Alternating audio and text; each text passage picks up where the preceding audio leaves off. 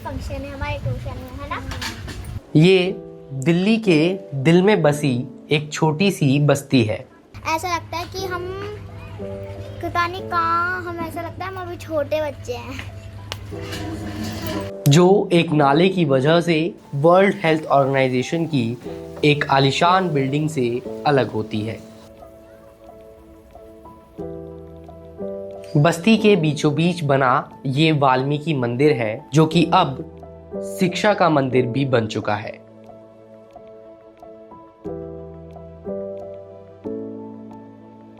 यहाँ रहने वाले अधिकतर बच्चे मुफ्त में पढ़ाई करने के लिए इसी वाल्मीकि मंदिर में आते हैं, जहाँ पर पहचान फाउंडेशन द्वारा ये स्कूल रन किया जाता है।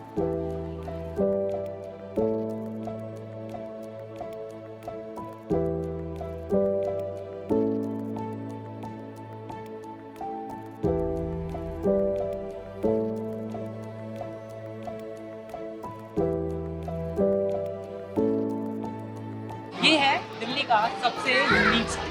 मैं इस वक्त इंद्रप्रस्थ के एक स्कूल की क्लासरूम में बैठा हूँ। ये इंद्रप्रस्थ का एक मंदिर है।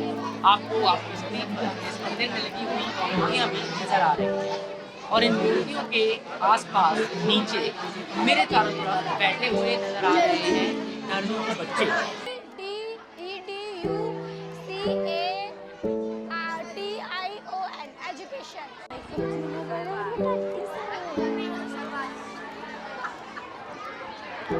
ये 13 साल की अलिप्शा है। अलिप्शा पिछले कुछ वक्त से इसी स्कूल में पढ़ाई करने आती है। अलिप्शा के पिता हाउस कीपिंग का काम करते हैं। तो कैसा लगता है यहाँ पे आपको? बहुत अच्छा। बहुत अच्छा लगता है। क्या बनना चाहती हो? मैं वैसे मेरा ड्रीम तो आईपीएस का था, बट अब मेरे को थोड़ा चेंज हो गया, तो मेरे को मेकअप बहुत पसंद है। बट मेकअप पसंद है? हाँ, बट मेरा ड्रीम तो आईपीएस का। ड्रीम आईपीएस का है, पर मेकअप भी पसंद है। तो मेकअप करने वाले आईपीएस बन जाना। अलिप्शा के इन सपनों को हवा मिल रही है पहचान फाउंडेशन के इस निस्वार्थ प्रयास से। बड़े होकर अलिप्शा समाज से क्राइम को कम करना चाहती है। मैं अभी छोटी हूँ और मैंने अभी देखा है बहुत सारे गुनाह होते हुए, बहुत सारे चोरों को एंड बहुत सारे मर्डर होते हुए, क्योंकि मेरे को लगता है ये सब बहुत गलत है, ये सब कानून के खिलाफ है। और मेरे को बड़े होकर मैं सब ये सब देखती हूँ तो मेरे को लगता है कि एक ऐसा भी ऑफिसर होना चाहिए, एंड ऐसा भी कोई होना चाहिए जो इन सब गुनाहों को रोके। तो मतलब मैं चाहती हूँ कि अगर मैं बड़ी होकर इंडियन पुलिस सर्विस बनूँ, तो मेरे को ये सब मेरे को पसंद नहीं है, इसीलिए मैं बड़े होकर इंडियन पुलिस सर्विस बनना चाहती हूँ और इन सब को रोकना चाहती हूँ।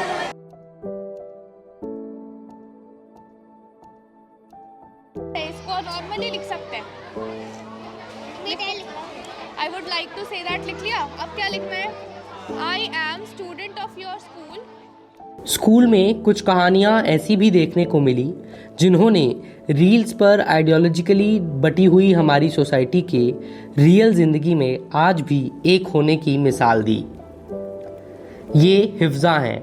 हिफ्जा इसी स्कूल में टीचर हैं, खुद भी अपनी पढ़ाई कॉलेज में कर रही है।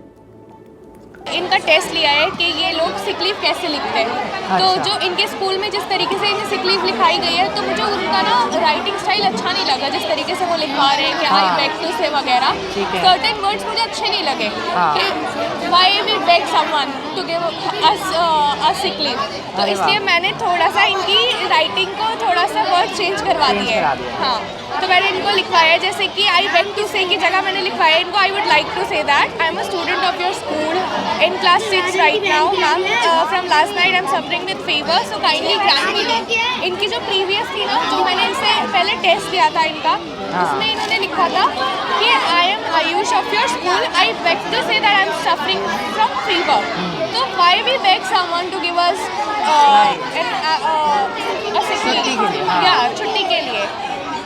But I think it's more about कि हमारे यहाँ पे पैटर्न्स चेंज नहीं होते हैं। हाँ। जैसे जब मैं पढ़ रहा था स्कूल में, मैं फिफ्थ में, तब भी हमको ऐसे लिखवाया जाता है बैक टू से।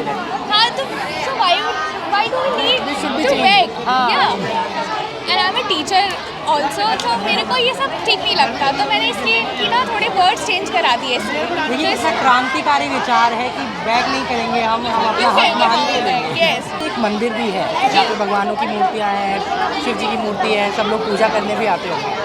And you come from Islam, या तो क्या वॉज दिस कोई रिस्ट्रिक्शन था मन में कि नहीं यार मंदिर में जाके नहीं, यार मुझे नहीं। पढ़ाना है, ये बच्चों को बाहर पढ़ा दूँ, दूसरे बच्चों को पढ़ा दूँ, ऐसा होता है? नहीं, मेरे दिल में ऐसा कभी भी नहीं आया, क्योंकि मैं जो कोर्स कर रही हूँ वो which is a teaching course.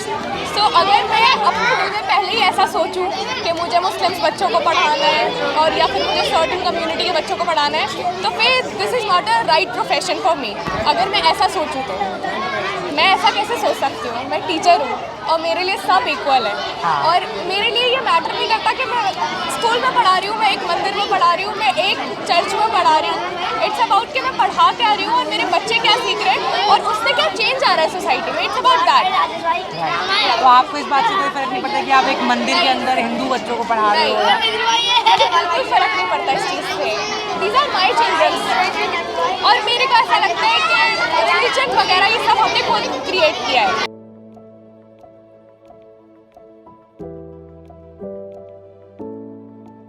ये आकाश हैं। आकाश इस स्कूल के फाउंडर हैं। आज से ठीक 10 साल पहले आकाश ने ये संस्था शुरू की थी। 10 years and growing, 10 साल का ये सफ़र आपका जो पहचान को रन करते हुए बच्चों का अमेजिंग फीडबैक और एक बहुत अच्छा काम आप सोसाइटी में कर रहे हैं। कैसे आपने ये शुरू किया और अब तक का सफ़र आपका कैसा रहा? अब तक का सफ़र तो बहुत अच्छा रहा है, वो तो आपको फीडबैक मिल ही गया। बाकी शुरुआत 2015 में हुई थी। एक जस्ट एनकाउंटर हुआ हमारा इस एरिया के साथ, इस बिल्डिंग की वजह से जो आप पीछे देख रहे हैं। ये WHO की बिल्डिंग है, वर्ल्ड हेल्थ ऑर्गेनाइजेशन, जिसके 50 मीटर्स एडजेसेंट में ये स्लम है जहाँ 10,000 लोग रहते हैं। और 2015 में ये बिल्डिंग और स्लम को डिवाइड करने के लिए एक नाला है जो पास होता है। और इस नाले की दुनिया ये है कि यहाँ पे ना तो कोई एजुकेशनल इंस्टीट्यूशन तो छोड़ो, प्रॉपर सैनिटेशन नहीं थी, वाटर सप्लाई नहीं था, इलेक्ट्रिसिटी नहीं थी, एक डिस्पेंसरी भी नहीं थी। तो जब हम यहाँ पे आए सर्वे के लिए तो वी रियलाइज़ कि क्या आयरनी है कि दिल्ली के सेंटर में जहाँ पे 50 मीटर्स में वर्ल्ड हेल्थ ऑर्गेनाइजेशन है, वहाँ पे हेल्थ के नाम पे कुछ भी नहीं है। विदिन 1 किलोमीटर यहाँ पे उस टाइम पे मतलब दिल्ली CM का ऑफिस है, 2 किलोमीटर्स में राष्ट्रपति भवन और इंडिया गेट, पता नहीं, मतलब like this is the centre of India. अगर यहाँ पे ये हाल है तो बाकी तो देश का क्या ही होगा। और तब आपको रियलाइज़ होता है कि आप इस जगह पे आके मतलब आप कुछ भी कर लीजिए, आप 10,000 लोगों की हेल्प नहीं कर सकते। अगर सरकारें इतनी बड़ी बड़ी ऑर्गेनाइजेशंस हेल्प नहीं कर पा रही तो हम तो कुछ भी नहीं कर सकते। सो जब हम वापस जा रहे थे तब हम कुछ 4-5 बच्चे दिखे जो इसी नाले में स्विमिंग कर रहे थे। उनके लिए स्विमिंग पूल हुआ करता था। तो उस टाइम पे फिर हमने उनको बाहर निकाला और फिर एक ख्याल आया कि अगर इनको हमने सिर्फ इतना सिखा दिया कि ये पानी स्विमिंग के लिए नहीं है तो शायद उनकी ज़िंदगी बच जाए, क्योंकि जिस हिसाब से वो कर रहे हैं वो जो ये नाले का पानी होता है बहुत ज़्यादा पॉइजनस होता है, तो कोई मर भी सकता है। तो वहाँ से वो एक छोटा सा आइडिया है कि अगर कुछ नहीं कर सकते तो चलो इन बच्चों को पढ़ाते हैं, क्या पता शायद ये आगे जाके कुछ बन जाए। और अगर कोई एक बच्चा भी अगर कुछ बन गया तो शायद अपनी पूरी फैमिली की वो डेस्टिनी चेंज कर सकते हैं। तो वहीं से वो छोटे छोटे ग्रुप्स में हम लोगों ने पढ़ाना शुरू किया। तो 5 को देख के 10 बच्चे या 10 को देख के 50। आज हमारे पास 10 सेंटर्स हैं जहाँ पे कुछ 1700 से ज़्यादा बच्चे पढ़ते हैं। 800 से ज़्यादा वॉलंटियर्स हैं हमारे, जो अलग अलग कोई arts, dance, theatre, music, computers, psychology sessions होते हैं, एलिमेंट्री एजुकेशन है। तो जिसकी भी जो स्किल्स हैं वो यहाँ आके अपनी स्किल्स के थ्रू अपनी नॉलेज शेयर कर सकता है। आकाश, जिस तरह की लोकेलिटी में ये बच्चे रहते हैं स्लम्स के एरिया में, जैसा काम इनके पेरेंट्स करते हैं, जिस तरह का लाइफस्टाइल ये जीते हैं, उसमें the only luxury they can have is education. Right, ठीक सी पढ़ाई मिल जाए, उनको वो मौका मिल जाए अपने सपनों को पूरा करने का, जिसमें कि आप उनको फैसिलिटेट कर रहे हैं। How do you see it? आपने बहुत सारे बच्चों को यहाँ पे अपने सपने देखते हुए देखा होगा, पूरा करते हुए देखा होगा, और फिर वो जो गैप एजुकेशन सिस्टम में हमारे देश में है उसको आपने कैसे? I guess luxury is the wrong word. हम लोगों को लगता है कि एजुकेशन लग्जरी है, बट एक्चुअली लग्जरी नहीं है। ये एक तरह से उनका राइट है। और मैं बहुत जगह पे बोलता हूँ that education is not a privilege and it is also not for the privileged. So हर किसी का उस पर हक है कि उनको अच्छी एजुकेशन मिले।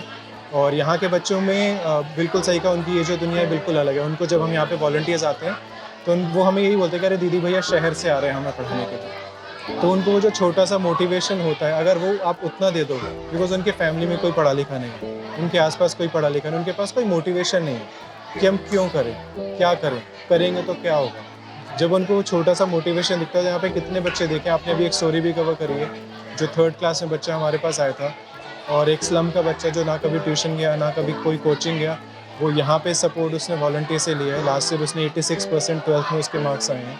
उसने CUT का एग्ज़ाम क्लियर किया है, फर्स्ट लिस्ट में DU में उसका एडमिशन हुआ है। मतलब मैं खुद, मेरा DU में एडमिशन कभी नहीं, और मेरे जैसे कितने बच्चे हैं जिनका सिर्फ सपना होता है कि दिल्ली यूनिवर्सिटी में एडमिशन हो जाए। तो अगर यहाँ से निकल के वो शायद अपनी फैमिली का नहीं, इस पूरे स्लम का पहला बच्चा है जिसने CUT क्लियर करके कॉलेज में एडमिशन लिया। तो वो मोटिवेशन ही है उनका, और थोड़ा सा हमारा सपोर्ट है जिसके थ्रू वो मतलब अगर आप राइट पाथ किसी को दिखाओगे तो हो सकता है इन 1700 बच्चों में से 1700 के 1700 तो कुछ नहीं बनेंगे, बट अगर शायद कुछ 17 बच्चे भी बन जाएं तो वो 17 जिंदगियां और उनके आगे की जो पूरी फैमिली है वो उतनी जिंदगियां पूरी जनरेशन यस यस यस। तो यही इम्पैक्ट है गैस, और इससे ज़्यादा अच्छा सोशल वर्क मुझे नहीं लगता कि इस दुनिया में कुछ भी है जो शायद जनरेशन तक आपकी हेल्प करेगा। एब्सोल्युटली। और मुझे जो स्पेशल लगा इस पर्टिकुलर सेंटर के बारे में, जो कि एजुकेशन की सबसे खास बात है, ये वैसे तो एक मंदिर है, मैंने यहाँ पे जाके देखा, भगवानों की मूर्तियाँ भी हैं, बट मैंने फाउंड कि यहाँ पे इस्लाम से आने वाले लोग, वॉलंटियर्स, वो भी पढ़ा रहे थे। मेरी कुछ टीचर्स से बात भी हुई और उन्होंने कहा कि जब एजुकेशन की बात आती है तो ये रिलीजन और बाकी सब चीज़ें बहुत पीछे रह जाती हैं। उस पर आप तो ये आपने जो देखा ये बहुत छोटा एग्जाम्पल है, मैं इससे बड़ा आपको एग्जाम्पल देता हूँ। फर्स्ट जो हमारा सेंटर है एक वाल्मीकि मंदिर में रन होता है, ठीक है। हमारे लास्ट 3 सेंटर जो खुले हैं, एक मंदिर में खुला है, एक मस्जिद में हमारा सेंटर चलता है और एक गुरुद्वारे में हमारा सेंटर चलता है, दिलशाद गार्डन में, गुरुद्वारे में। तो हमने अभी जो दिवाली गई है हमने मस्जिद में दिवाली मना रखी है, अभी क्रिसमस मनाएंगे हम इसमें यहाँ ये गुरुद्वारे में, और यहाँ पे हम ईद और सारे फेस्टिवल्स मनाते हैं। और हमारे जितने भी सेंटर्स हैं वहाँ पे रिलीजन तो छोड़ो, लास्ट नेम का भी कोई रेलेवेंस नहीं है। तो जितने सेंटर्स हैं वहाँ पे इर्रिस्पेक्टिव आपकी क्या एज है, क्या जेंडर है, क्या नाम है, हमें कोई फ़र्क नहीं पड़ता। And that is also the first condition कि जब आप यहाँ आओगे तो अपनी जो भी आपकी सोच है, जो भी आपका रिलीजन है, जो भी आपका फेथ है, वो बाहर छोड़ के आओ। और ये जितने भी आप दीवार पे देख रहे हो सारा हैंड ड्रॉन है। तो जिस तरह से दीवारें ये सारी वॉलंटियर्स और बच्चों ने खुद ड्रॉ करी है, उसी तरह से जितने सारे सेंटर्स हैं वहाँ पे हम एक ये लेके जा रहे हैं कि जब आप यहाँ आ रहे हो तो आप कुछ सीखने आ रहे हो या कुछ सिखाने आ रहे हो। और इन दोनों ही में ना तो रिलीजन, ना तो आपके नाम, ना तो आपके बैकग्राउंड, ना आपका फाइनेंशियल स्टेटस क्या है, उसकी कोई जगह नहीं है। और यही सबसे अच्छी बात है, दिस इज द इंडिया जिसका सपना महात्मा गांधी ने देखा था। Yes. और अनफॉर्चुनेटली अभी पूरे देश में ऐसा नहीं है, but this is an image, अगर पूरे कंट्री में ऐसा हो तो हम लोग कहाँ पर पहुँच जाएंगे। अभी आपको गवर्नमेंट से कैसा सपोर्ट मिलता है, या कुछ आपको लगता है कि और बेटर चीज़ें हो सकती हैं, कोई और सपोर्ट तो उसमें आप बताना। अभी तो हम डायरेक्टली सारा कुछ वॉलंटियर ड्रिवन ही करते हैं। तो जैसे जो हमारे वॉलंटियर्स होते हैं उनके थ्रू हम डोनेशंस रन करते हैं, या कभी कोई सपोर्टर्स बाहर से कोई अपना बर्थडे सेलिब्रेट करने आ गया कोई यूनिवर्सिटी, तो उनके थ्रू हमें जो रिक्वायरमेंट्स होती है हम वो रेज करते हैं। नेक्स्ट मंथ अगर मेरा एग्ज़ाम है तो मैं फुल मार्क्स लाऊंगी या लाऊंगा, तो पहले कौन बताएगा? किसको टर्न दे पहला?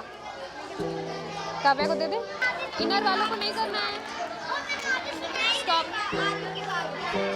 आकाश और उनकी टीम पिछले 10 सालों से इस सेंटर को रन कर रही है। आज उनकी मेहनत की बदौलत दिल्ली NCR में उनके इसी तरीके के 10 सेंटर्स हैं, जहाँ पर वो 1500 से ज़्यादा बच्चों को पढ़ाई करवाते हैं, उनको एजुकेशन मुहैया कराते हैं। समाज के जिस हाशिए पर ये बच्चे अपना बचपन गुजारते हैं, जिस तरीके की फाइनेंशियल कंडीशन, जिस तरीके की सोशल लिविंग कंडीशंस में इनको बड़े होकर अपने सपने देखने होते हैं और समाज से अपने अस्तित्व की, अपने एग्जिस्टेंस की एक लड़ाई लड़नी होती है, उस लड़ाई में सबसे ज़रूरी या शायद एकमात्र हथियार ये एजुकेशन है जो इनको यहाँ प्रोवाइड कराई जाती है। इस तरीके की एजुकेशन से हमारे देश में लाखों बच्चे ऐसे हैं जो शायद अपना भविष्य बना सकते हैं। मेन स्ट्रीम दुनिया, मेन स्ट्रीम समाज और इनके बीच में जो खाई है उसको पाट सकते हैं। पहचान फाउंडेशन का ये प्रयास हमारे देश में जो इंटीग्रिटी है उसका एक जीता जागता सबूत है। एजुकेशन का जो इम्पोर्टेंस इस देश में होना चाहिए उसका भी एक एग्जाम्पल इस प्रयास से देखने को मिलता है। किस तरीके से एक मंदिर में जब हिफ्ज़ा भगवान वाल्मीकि की तस्वीर के नीचे बैठकर बच्चों को पढ़ाती है तो वो आपको, हम सबको ये मैसेज देता है कि शिक्षा खुद एक मंदिर होता है जिसमें कोई धर्म, कोई जाति, कोई समुदाय काम नहीं आता। आज की इस खूबसूरत स्टोरी के साथ मैं आपसे अभी विदा ले रहा हूँ। फिर किसी और स्टोरी में आपसे मुलाकात होगी, तब तक आप अपना बहुत ख्याल रखिए। देखने के लिए बहुत शुक्रिया। मोजो स्टोरी की तरफ से कैमरा पर्सन मदन लाल के साथ हर्षित शर्मा की रिपोर्ट।